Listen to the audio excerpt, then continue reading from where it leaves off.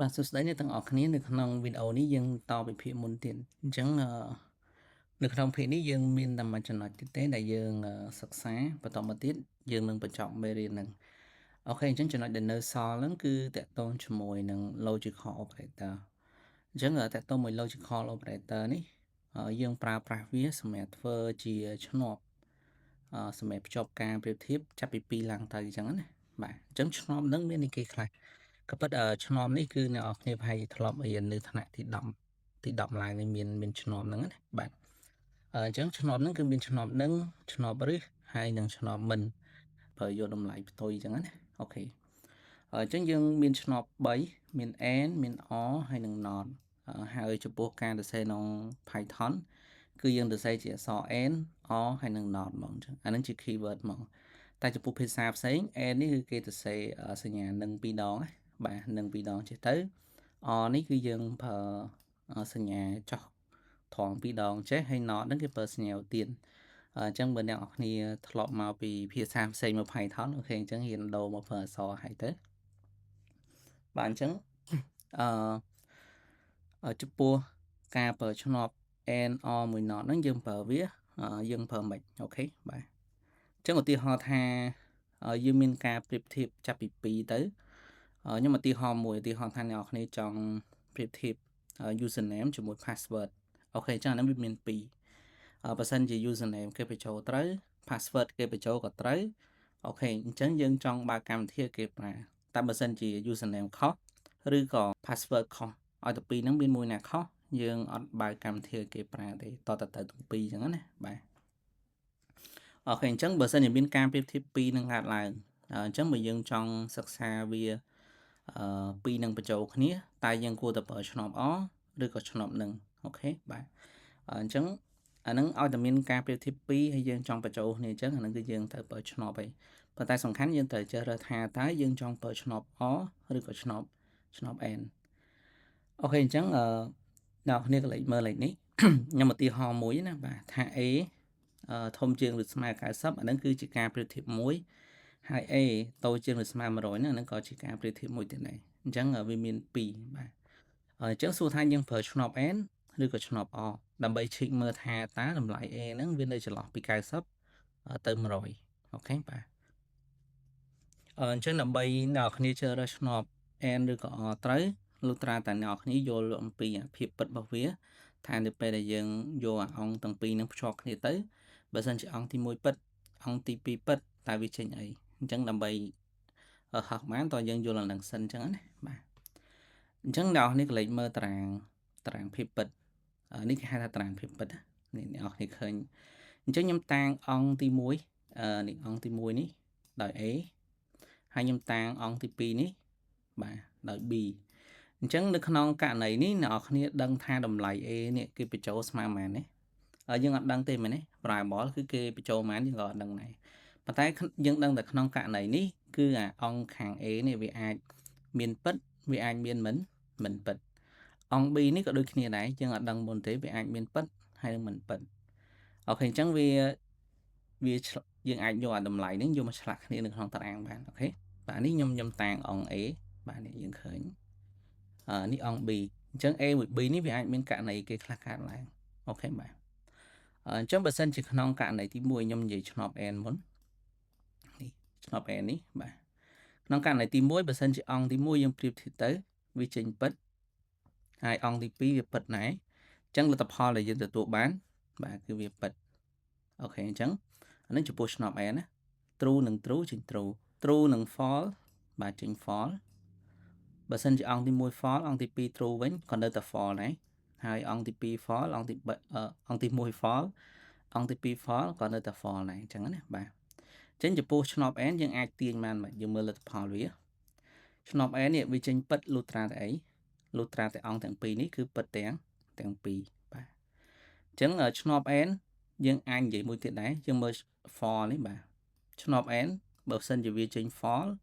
កាលណាមានអង្គមួយណា false អញ្ចឹងយើងមើលសងខាងហ្នឹងតែហ៊ានមួយណាអត់ពិតគឺដឹងតែវាចេញអត់ពិតទេអញ្ចឹងណាបាទអញ្ចឹងយើងអាចនិយាយបានពីរបៀបបាទយើងចង់និយាយពិតក៏បាន n ចេញពិតលុះត្រាតែអីវាពិតសងខាង n វាចេញអត់ពិតឬក៏ចេញ false លុះត្រាតែអី អង្គពីរហ្នឹងមានមួយណា false អូខេបាទចឹងចំពោះឆ្នោត n សង្ឃឹមអ្នកនរអាចយល់ណាបាទអូខេអញ្ចឹងយើងតទៅឆ្នោត o មួយទៀតឆ្នោត o វិញយើងកលេចមើលកាលណាអង្គទី1វាពិតអង្គទី2ពិតវាចេញពិតបាទអង្គទី1ពិតអង្គទី2អត់ពិតវាចេញពិតដែរអង្គទី1វាចេញអត់ពិតបាទទី2ពិតវានៅតែពិតដែរដល់ពេលវាអត់ពិតទាំងពីរអូខេវាចេញអត់ពិតបាទអញ្ចឹងយើងទាញសេចក្តីសន្និដ្ឋានបានថាម៉េចយើងអាចនិយាយ true មុនក៏បាន false មុនក៏បានដែរអញ្ចឹងខ្ញុំនិយាយ true មុនចុះឆ្នោត o នេះវាចេញ true លុះត្រាតែអីអញ្ចឹងវាចេញ true លុះត្រាតែអង្គទាំងពីរហ្នឹងមានមួយណា true យើងមើលទៅឲ្យតែមានមួយណា true អូខេលទ្ធផលវាគឺចេញ true ហើយអញ្ចឹងមើលថាអង្គទី1ពិតក៏បានអង្គទី2ពិតក៏បានឲ្យតែមានមួយណាពិតឬក៏ពិតទាំងពីរអូខេវាចេញ true ឬក៏យើងអាចនិយាយមួយទៀតយើងនិយាយពី false របស់ o វិញក៏បានដែរអញ្ចឹងឆ្នោត o នេះវាចេញ false កាលណាអូខេវាចេញ false កាលណាអង្គទាំងពីរ false ទាំងពីរអូខេបាទអញ្ចឹងបើសិនជាអ្នកនរគ្នាមានលក្ខខណ្ឌច្រើនហើយយើងសន្មតថាលក្ខខណ្ឌទាំងអស់ហ្នឹងឲ្យតែត្រូវមួយយើងឲ្យគេប្រើហើយឬក៏យើងចេញកូដហ្នឹងឯងអញ្ចឹងអូខេយើងប្រើឆ្នោត o ទៅអញ្ចឹងទាំងអស់ហ្នឹងគឺ for ទាំងអស់គឺអត់ចេញទេប៉ុន្តែតែមានមួយណា true គឺវាចេញ true អញ្ចឹងណាបាទអូខេហ្នឹងគឺចំពោះ o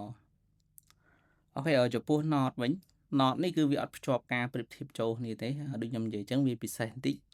គឺយើងប្រើវាដើម្បីយកតម្លៃផ្ទុយឥឡូវឧទាហរណ៍ថាខ្ញុំដាក់ not នេះនៅពីមុខ a អញ្ចឹងតម្លៃរបស់វាហ្នឹងគឺផ្ទុយពី a ទាំងអស់ឧទាហរណ៍ថាឥឡូវ a យើង true នេះយើងឃើញណាបាទឥឡូវហ្នឹងអូខេអញ្ចឹងពេលដែលយើងដាក់ not ទៅវាចេញ false វិញពេលដែលវា true ដាក់ not មុខវាទៅវាចេញ false ដល់ពេលដែលវា false ដាក់ not ទៅចេញ true វិញពេលដែលវា false ដាក់ not ទៅចេញ true វិញអូខេអញ្ចឹងអាហ្នឹងគឺចំពោះឆ្នោតមិនហើយឆ្នោតមិននេះជាទូទៅគឺយើងប្រើវាដើម្បីបានតម្លៃផ្ទុយឧទាហរណ៍ថាឥឡូវអ្នកនរគ្នាសរសេរលក្ខខណ្ឌប្រសិនបើ username គេបញ្ចូលទៅត្រូវ password ត្រូវដូចគ្នាប៉ុន្តែខ្ញុំអត់ចង់បានអាត្រូវខ្ញុំចង់បានអា false អញ្ចឹងអ្នកនរគ្នាមិនបាច់ទៅកែ logic របស់យើងទេយើងគ្រាន់តែដាក់ not ពីមុខអាហ្នឹងទៅគឺមិនត្រូវវិញអញ្ចឹងបើសិនជា user log in មិនត្រូវតែយើងចង់ធ្វើអីអញ្ចឹងណាបាទអញ្ចឹងអាហ្នឹងគឺ logic របស់មិនបាទឆ្នោតមិននេះបាទអូខេឥឡូវដើម្បីអ្នកនរគ្នាយល់ច្បាស់បើអ្នកនរគ្នាធ្លាប់សេ programming មកខ្ញុំគិតថាហ្នឹងគឺច្បាស់ហើយតែបើសម្រាប់អ្នកអត់ច្បាស់អូខេយើងកលេចមើលកន្លំមួយនេះខ្ញុំអត់តាន់ដាក់ចម្លើយទេអូខេឥឡូវនេះយើងដាក់ not b យើងសាកគិតទាំងអស់គ្នាទៅថាសញ្ញាសួរមួយហ្នឹងស្មើអីអូខេបាទអញ្ចឹង not b យើងមើល b យើង b ឡើងនេះ true ពេលយើងដាក់ not ទៅវាចេញ false អូខេអញ្ចឹងឡើងហ្នឹងគឺវាចេញ false កន្លែងនេះ false យើងដាក់មិនពីមុខបាទវាចេញ true វិញបាទចេញ true កន្លែងនេះ true ដាក់មិនទៅចេញអីចេញ false វិញកន្លែងនេះ false ដាក់មិនទៅចេញ true អូខេអញ្ចឹងក្នុងករណីនេះវិញគេដាក់ not a and b អញ្ចឹងកន្លែងនេះអ្នកនរគ្នាត្រូវធ្វើឆ្នោត n មុនយើងយក a and b សិនបានយើងគិតរឿង not អញ្ចឹងយើងមើល a and b កន្លែងនេះក៏ពិតយើងធ្វើហើយម្ដងអញ្ចឹងយើងយកកន្លំនេះមកគិតមកយើងយក a and b ទៅនេះចេញ true នេះ true និង true ចេញ true បាទតែដល់ពេលយើងដាក់មិនពីមុខទៅវាចេញ false វិញបាទដល់ពេល a and b ឡើងនេះ false ដាក់មិនទៅចេញ true នេះ false ចេញ true ដូចគ្នាហើយចេញ true ដូចគ្នាដែរអូខេអញ្ចឹងអានឹងអូខេឥឡូវយើងមកមើលឧទាហរណ៍ម្ដងតាក់ទងជាមួយនឹងកូដយើងសាកល្បងសរសេរកូដដោយប្រើប្រាស់ logical ម្ដងណាបាទអូខេអញ្ចឹងកន្លែងនេះគឺឧទាហរណ៍ថាខ្ញុំមាន username ហើយជាមួយនឹងលេខកូដទៅក៏ពិតខ្ញុំចង់ដាក់ password អូខេកូដនឹងតំណាង password អញ្ចឹងណាហើយយើងឲ្យគេបញ្ចូលយើងឲ្យគេបញ្ចូលអីក៏បានដែរប៉ុន្តែយើងចង់ប្រៀបធៀបមើលថាតម្លៃដែលគេបញ្ចូលហ្នឹងស្មើមួយ username អត់ខ្ញុំឧទាហរណ៍ថា username នេះខ្ញុំដាក់ CDL ទេបាទ CDL នោះឈ្មោះខ្ញុំអូខេហើយកូដនេះវាស្មើជាមួយនឹង ABC មែនអត់ឥឡូវយើងមើលបើសិនជាយើងចង់ឲ្យកម្មវិធីនេះយើងចង់ check មើលណាតោះតែពីរហ្នឹងគឺត្រូវទាំងពីរបានវាចេញ true ហើយក្នុងករណីនេះវាយើងប្រើឆ្នោត O វិញតែវាត្រូវតាមដែលយើងចង់បានអូខេបាទតោះឥឡូវយើងសាកល្បង check មើលអូខេខ្ញុំបើក Visual Code មកអូខេអញ្ចឹងអានេះជាឧទាហរណ៍លើកមុនអូខេខ្ញុំសុំ remove ចេញចុះទីមួយខ្ញុំឲ្យគេបញ្ចូល username បាទខ្ញុំដាក់ input ដាក់ថា enter username ទី2យើងដាក់ password ក៏បានដែរប៉ុន្តែដោយសារតែពេលខ្ញុំតាំង pass ទៅវាជាន់មួយ keyword ហ្នឹងណាអូខេឥឡូវខ្ញុំដូរទៅ word ចេះទៅ password ពេញចឹងទៅអត់ជាន់ទេឬក៏យើងប្រើ code ដូចឧទាហរណ៍ក៏បានដែរបាទអូខេអញ្ចឹងចុះបាទអញ្ចឹងយើងអត់ត្រូវការបំលែងវាទៅលេខទេដោយសារពីរហ្នឹងជា string ទាំងពីរតមកទៀតឥឡូវឧទាហរណ៍ថាខ្ញុំចង់ឲ្យគេបញ្ចូលត្រូវទាំងពីរបានខ្ញុំបើកកម្មវិធីនោះគេប្រើអញ្ចឹងយើងត្រូវទាំងពីរលុះត្រាតែឆ្នោតពីរហ្នឹងពិតទាំងពីរវាចេញពិតបាទតែហ៊ានខុសមួយណាគឺខ្ញុំអត់ឲ្យប្រើទេអញ្ចឹងគឺវាដូចលក្ខខណ្ឌជាមួយនឹងឆ្នោតហ្នឹងអញ្ចឹងខ្ញុំយើងប្រើឆ្នោតហ្នឹងអូខេអញ្ចឹងខ្ញុំដាក់ person by username ហ្នឹងស្មើជាមួយ username ដែលយើងកំណត់ឧទាហរណ៍ណាកំណត់អីក៏បានដែរអញ្ចឹងខ្ញុំដាក់ cdl តើមកខ្ញុំប្រើឆ្នោតនឹង n បាទ password ស្មើជាមួយនឹងឧទាហរណ៍1 2 3ចុះបាទអញ្ចឹងអានេះគឺជាលក្ខខណ្ឌឥឡូវខ្ញុំចង់ដឹងថាវាចេញ true ឬក៏ false ខ្ញុំ print វាមកបាទអូខេអញ្ចឹងខ្ញុំ start មកនេះវាឲ្យខ្ញុំបញ្ចូល username ឥឡូវខ្ញុំសាកល្បងបញ្ចូលត្រូវទាំងពីរចុះបាទ cdl អូខេ password 1 2 3អញ្ចឹងវាចេញ true ដោយសារអីកន្លែងនេះខ្ញុំបញ្ចូល cdl អញ្ចឹង cdl ហ្នឹងគឺវាបោះចូលមកកាន់ variable username អញ្ចឹង cdl នេះស្មើ cdl ពិតបាទចំពោះ password ខ្ញុំបោះ1 2 3អញ្ចឹង password នេះ1 2 3បាទ1 2 3ស្មើ1 2 3គឺពិតដូចគ្នាអញ្ចឹងអង្គនេះពិតដូចគ្នាអញ្ចឹងពិតនឹងពិតចេញពិតទាំងអស់ហ្នឹងណាបាទអញ្ចឹងយើងឃើញលទ្ធផល true ហើយអូខេឥឡូវខ្ញុំសាកល្បង run ម្ដងទៀតខ្ញុំ clear ចោលអូខេខ្ញុំ run ម្ដងទៀតទៅនេះឥឡូវខ្ញុំសាកល្បងបញ្ចូលខុសណាមួយ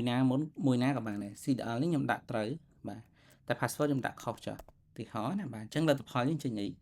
គឺចេញ false អញ្ចឹងយើងអាច false ហ្នឹងគឺមានន័យថាយើងអត់បើកកម្មវិធីគេប្រើទេឧទាហរណ៍អញ្ចឹងណាបាទអូខេអញ្ចឹងយើងមើលលេខនេះ cdl ស្មើ cdl ពិតទេប៉ុន្តែយើងមើលលេខនេះ1 2 4វាអត់ស្មើ1 1 2 3ទេអូខេបាទអញ្ចឹងគឺវាចេញ false អញ្ចឹងពិតtrue និង false បាទគឺវាចេញ false ព្រោះមានអង្គណាមួយគឺ false ហើយគឺចេញ false ហើយបាទអញ្ចឹងហ្នឹងគឺចំពោះឆ្នោត n ណាបាទឬក៏ false ទាំងពីរឬបើសិនជាគេបញ្ចូលខុសទាំងពីរក៏វាចេញ false ដូចគ្នាប៉ុន្តែបើសិនជាយើងប្រើឆ្នោត or វិញគឺមានគ្រោះថ្នាក់បាទឆ្នោត or នេះមានន័យថាម៉េចមានន័យថា username គេបញ្ចូល username មួយ password ហ្នឹងបញ្ចូលមួយណាត្រូវក៏វាចេញ true ដែរតែបាទ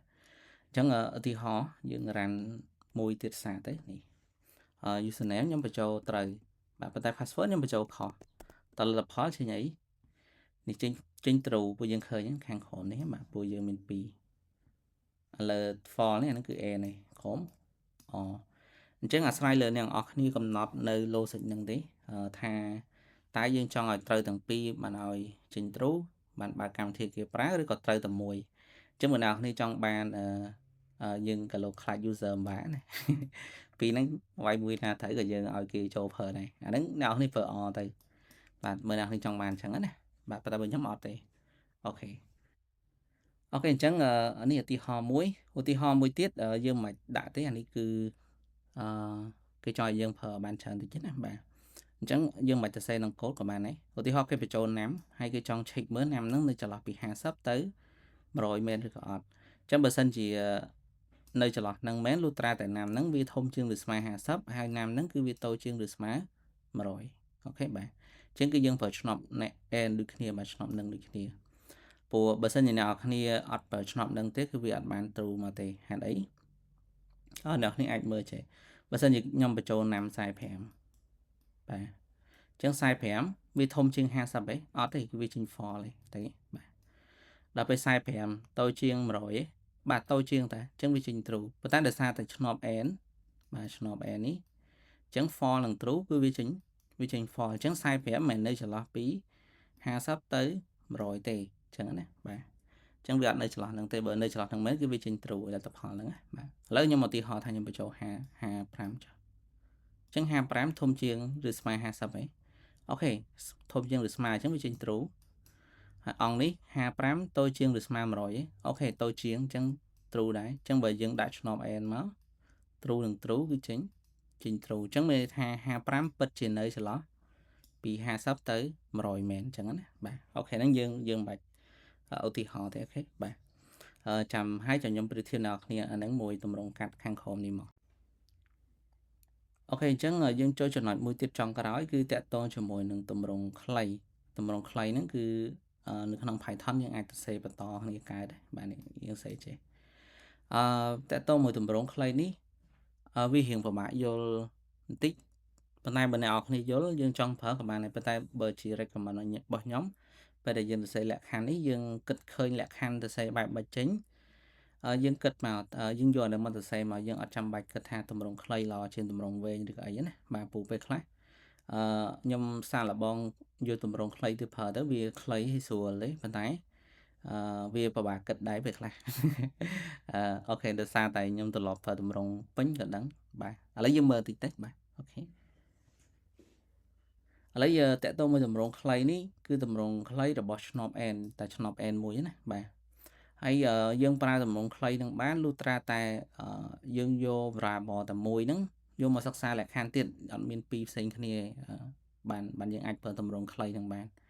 ឥឡូវឧទាហរណ៍ដូចឧទាហរណ៍ទី2នេះដូចឧទាហរណ៍តកតមួយឧទាហរណ៍លេខនេះចឹង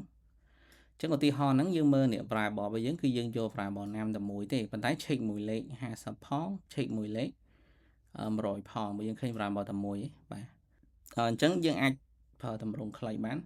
កាលណាអ្នកនរគ្នាអត់ចាំបើអ្នកនរគ្នាអត់សរសេរឆ្នប់បន្តនេះទេគឺឆ្នប់ដែលវាយកមកប្រើហ្នឹងគឺឆ្នប់ n ហ្នឹងមកនេះឥឡូវក្នុងករណីនេះគឺយើងយក n មកប្រើយើង check មើលណាហើយអ្នកនរគ្នាអាចសរសេរណាំធំជាងឬស្មើ50អញ្ចឹងមែនទេឬក៏យើងអាចសរសេរ50តូចជាងឬស្មើណាំបានទេគឺដូចគ្នាមែនអត់អញ្ចឹងមានន័យថាណាំនេះវាធំជាងឬស្មើ50ដូចគ្នាទេបាទហើយណាំនេះតូចជាងឬស្មើ100អូខេបាទអញ្ចឹងដោយសារនេះយើងប្រើឆ្នប់ n អញ្ចឹងយើងអាចសរសេរទម្រង់កាត់របស់ឆ្នប់ n បានដោយមិនដាក់ n ទេគឺយើងដាក់ណាំតូចជាងឬស្មើ50មកឬក៏50តូចជាងឬស្មើណាំអូខេបន្តមកទៀតណាំហ្នឹងតូចជាងឬស្មើ100យកមកបាទអញ្ចឹងកន្លែងនេះយើងអត់មានប្រើឆ្នប់ n ទេប៉ុន្តែពេលដែលយើងបំបែកទៅទម្រង់វែងណាគឺយើងបានទម្រង់ចេះ50បាទតូចជាងឬស្មើបានណាំបាទបន្តមកទៀតដោយសារនេះយើងយកមួយអង្គទៀតមកមួយអង្គទៀតហ្នឹងគឺវាភ្ជាប់ដោយឆ្នប់ n ដែរអញ្ចឹងយើងដាក់ n សិនបាទបន្តមកទៀតបានយើងទៅសេណាំតូចជាងឬស្មើ100អូខេអានេះគឺជាទម្រង់ពេញរបស់វាណាបាទអូខេទម្រង់ពេញរបស់ទម្រង់ហ្នឹងអូខេអញ្ចឹងវារៀងបាក់មើលបន្តិចបើយើងសរសេរខ្លីអញ្ចឹងវាពិបាកគិតឲ្យចេញជាទម្រង់ពេញប៉ុន្តែបើអ្នកនរគ្នាកលេចមើលអញ្ចឹងទៅគឺយើងអាចដឹងថាណាំនេះវានៅចន្លោះពី50ទៅ100យកមកទៅអញ្ចឹងយើងកលេចមើល plate ដឹងវាស្រួលជាងណាបាទទម្រង់ខ្លីហ្នឹងអូខេឥឡូវយើងសាកល្បងប្រើទម្រង់ខ្លីនឹងតិចទៅហើយមួយទម្រង់វែងអូខេបាទខ្ញុំសរសេរទាំងពីរហើយអញ្ចឹងខ្ញុំសុំ remove នេះចេញចោលអញ្ចឹងខ្ញុំឲ្យគេបញ្ចូលលេខនៅចន្លោះពី50ទៅ100អញ្ចឹងខ្ញុំដាក់ណាំឲ្យគេបញ្ចូលមកបាទខ្ញុំដាក់ input ប៉ុន្តែខ្ញុំ convert វាទៅ in សិនទៅបាទអ្នកនេះបើ in ក៏បានឬក៏ float ក៏បានអត់អីទេបាទ enter ណាំបាទដែលនៅចន្លោះពី50បាទទៅ100អូខេខ្ញុំឲ្យគេបញ្ចូលបាទតមកទៀតយើងសរសេរលក្ខខណ្ឌដល់ឥឡូវយើងសរសេរទម្រង់ខ្លីគឺយើងដាក់ខ្ញុំ print មកដើម្បីចង់ថាវាចេញ true false អញ្ចឹងខ្ញុំសរសេរ50មុនបាទតូចជាងឬស្មើណាំ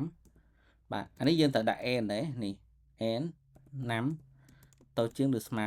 100បាទអញ្ចឹងកន្លែងនេះយើងអាចសរសេរកាត់បានយើងអត់ចាំបាច់សរសេរអញ្ចឹងទេខ្ញុំសរសេរខាងក្រោមនេះមួយទៀតគឺយើង remove នេះចោលមក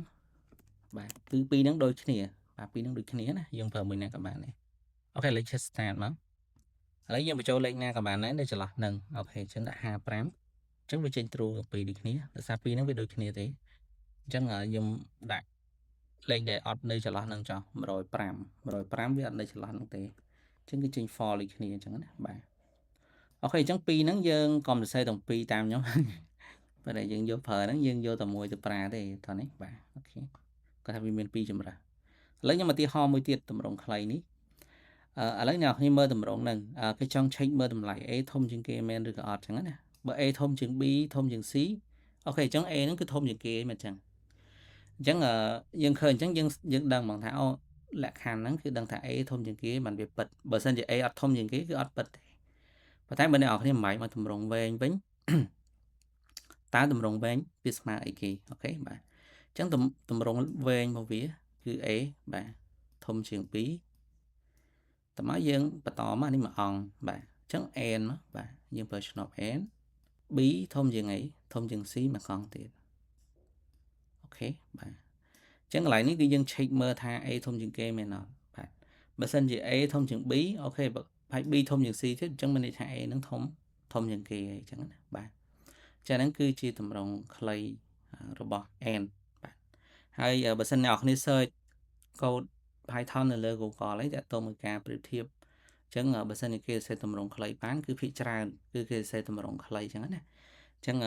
បើសិនជាយើងអត់ធ្លាប់សរសេរតម្រងខ្លីហ្នឹងទេពេលមើលដំបូងអាចចង់បែកផ្សែងដែរអូខេតែជារួមមក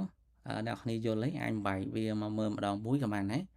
នៅពេលដែលយើងត្រឡប់មើលយូរទៅគឺយើងនឹង start មួយតម្រងមួយហ្នឹងឯងអូខេបាទអូខេអញ្ចឹងនៅក្នុងមេរៀននេះគឺយើងមានតែប៉ុណ្្នឹងទេតាក់ទងមួយសញ្ញា logical របស់យើងហើយនៅ